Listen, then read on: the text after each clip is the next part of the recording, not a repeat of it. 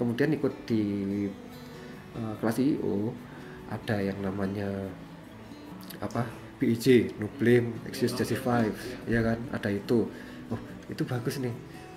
Sebelumnya walaupun itu udah ada tapi nggak ada itu ya. Nggak benar-benar. Iya, adanya cuma kalau ada problem fokus pada solusi, jangan. Buat Sobat Bisnis Hack yang baru menonton channel ini, bisa klik like, subscribe, dan nyalakan notifikasi yang di bawah untuk dapatkan informasi video terupdate seputar bisnis. Selamat Kaizen dan selamat datang di channel YouTube Bisnis Hack. Sekarang kita pindah ke mas, ke leadership. Oh iya. Kalau Mas Albert sendiri, kan sekarang udah memimpin berapa sih? 24 orang ya? 25-an ya. 25 orang ya. Itu apa sih yang Mas Albert lakukan di diri untuk diri sendiri gitu biar bisa memimpin orang? Oh ya, yang pertama untuk bisa memimpin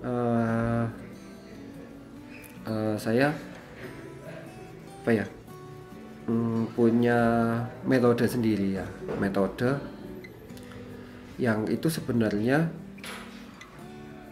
ternyata metode itu ada pelajarannya ternyata, tapi saya melakukan hal itu otodidak seperti itu. Jadi semacam mengubah pikiran gitu. Jadi misalnya nih, saya ada di, sebenarnya saya nggak kebayang punya tim gitu, tapi ketika ada tim, saya seperti mengposisikan diri itu atau mensugesti diri sendiri. Oh, saya sekarang menjadi seorang leader gitu, menjadi seorang leader. Ya, saya menggunakan topi leadership kayak gitu. Jadi saya sering melihat video-video motivasi, melihat orang-orang itu cara memimpin seperti apa. Jadi saya diam sejenak, pakai topi itu, ya udah, saya langsung pimpin tim seperti itu. Ada ini loh, tantangannya semua pasti ada tantangan. Iya. Kan Mas Albert bilang saya nggak kebayang nih mimpin orang. Nah, pas punya tim itu apa sih tantangannya kalau mimpin orang kan? Orang punya kepribadian beda-beda. Oh iya. Kalau mimpin tim tantangannya itu pertama di ini sih. Pertama di apa, setiap orang kan punya kepribadian yang berbeda ya kan. Nah, di situ ada latar belakang berbeda, pengalaman mereka berbeda, di keluarga berbeda, di pergaulan berbeda, dan itu cukup menyulitkan sebenarnya. Saya membangun tim baru jadi setelah 2 tahun gitu. Setahun pertama itu keluar masuk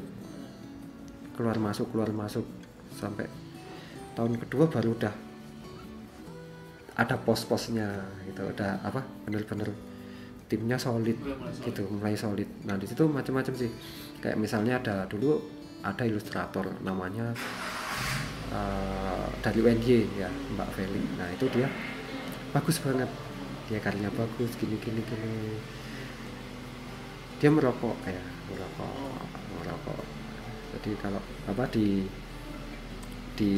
tempat kerja aku udah bilang jangan merokok di luar aja, soalnya di dalam ada yang habis keguguran gitu, waktu CS-nya habis keguguran.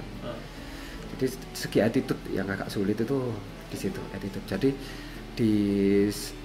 setelah saya mengikuti workshop best talent hiring, nah di situ jadi saya lebih bisa menyaring orang gitu, dari cara interviewnya, dari cara tes kepribadian, dari cara ngobrolnya seperti apa, itu udah ada tekniknya gimana caranya mendapatkan orang yang the best seperti itu. Mungkin boleh gambar aja Mas, kira-kira orang yang kalau dari Mas Albert sendiri nyari orang kayak gimana? Kalau saya ada 2 tipe ya orang. Jadi seperti yang saya dapat ilmu ini juga dari bisnis seksi. Jadi ada orang sabuk hitam sama sabuk putih ya kan. Jadi kita pasti nyari orang yang the best lah ya, yang terbaik ya, yang terbaik. Tapi terbaik pertama yang sabuk putih itu yang orang yang mungkin belum ada pengalaman, tapi dia bagus, attitude bagus, kerjanya bagus, dan dia bisa diandalkan gitu kan. Yang sabuk hitam udah jelas terpercaya, dia udah ada hasil dari yang sebelumnya, dan dia sudah pernah melakukan pekerjaan yang saya butuhkan sebelumnya dan dia udah pernah meraih goal gitu. Jadi ada dua seperti itu Mas. Oke. Sekarang ini Mas, kultur perusahaan Mas. Seberapa kalau sini ada boleh dijalin mungkin kultur di Culture-nya ya.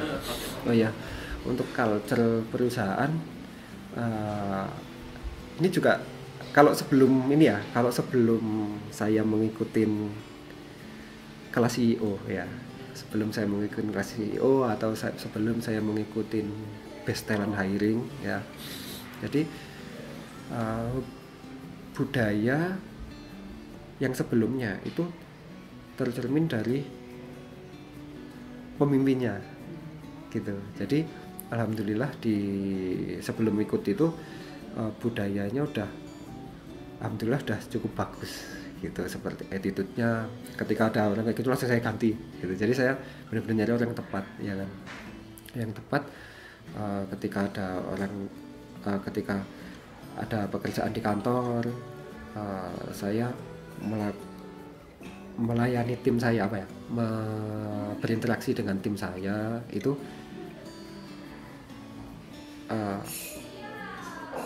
dengan cara saya, sehingga tim itu juga mengikuti cara saya. Misalnya sangat mudah mengucapkan terima kasih, minta tolong, minta maaf, kemudian ketika melakukan sesuatu pasti selesai ya kan, seperti itu. Walaupun di situ saya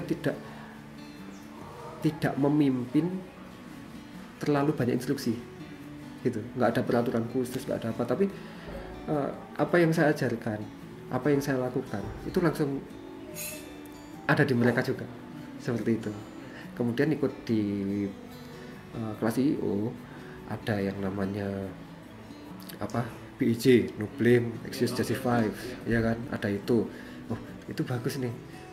Sebelumnya walaupun itu udah ada tapi nggak ada itu ya. Nggak benar-benar. Iya, adanya cuma kalau ada problem fokus pada solusi, jangan langsung menyalahkan orang, fokus sama solusinya aja. Nyalahin orang nanti evaluasi, harusnya gini, next jangan diulangi lagi, seperti itu. Dan ketika ada ini jadi lebih jelas gitu, apalagi ada BEJ lengkap gitu kan ya. Kalau dulu cuma menyalahkan aja, fokus sama solusi, sudah lengkap BEJ. Terus ada Dildan itu lagi. Kemudian di sini ada culture harus memanfaatkan waktu luang dengan baik gitu. Jangan sampai waktu luang kita itu dicuri oleh hal-hal yang tidak berguna, seperti itu. Jadi menjadi seseorang kita harus mempunyai meaning gitu. Ketika kita istirahat, apa yang kamu berikan untuk keluargamu, apa yang kamu berikan untuk temanmu, apa yang kamu berikan untuk diri sendiri, itu minimal salah satunya harus ada. Diri sendiri mungkin dia baca buku, mungkin dia aku dapetin waktu itu aku bawa YouTube ini, aku dapat sesuatu nih dari jam istirahatku. Aku diskusi sama temanku nih, ngobrol-ngobrol, bercanda tapi bermanfaat, aku ada fresh nih gitu. Jadi nggak ada misalnya sampai ada yang kena dia buka lebih turah, itu udah pelanggaran. Seperti itu.